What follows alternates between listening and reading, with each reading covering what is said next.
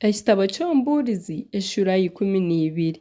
Kandi ogume oyijuke omuhangi waawe omu biro by'obusigazi bwawe, ebiro bibi bitakizire, n'emyaka etakahikire ey'origiriramu oti, tinkigishemererwamu, eizooba n'omushana n'okwezi n'enyonyozi bitakashwekirwe mwirima, kandi n'ebicu bitakagarukire enjura yasya.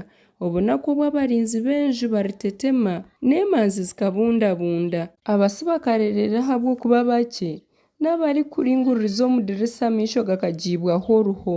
Enyigi ezirikureeba omu nguuto zikakingwa, okugamba kw'emengo kukaba kukye, omuntu akasisimurwa iraka ry'enyonyi, kandi n'abaishiki boona b'eshongozi bakagarura ahansi.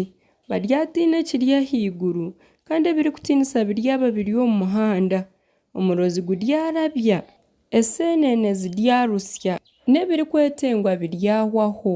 Ahabw'okuba omuntu aryaba naaza omu ka y'entuura, n'abarikucura nibazengyerera omu nguuto. Akagoye k'efeeza katakacwekire, orwabya rw'ezaabu rutakatikire, enyungu etakatikire ha nshuro, enziga etakahendekiire ah'iziba, omucuucu gukagaruka omu itaka nk'oku gwabaire guri, n'amagara gakagaruka aha Ruhanga owagahangire. Hati omubuulizi yagaruka yagira ati, nibusha bwabusha, byona nibusha.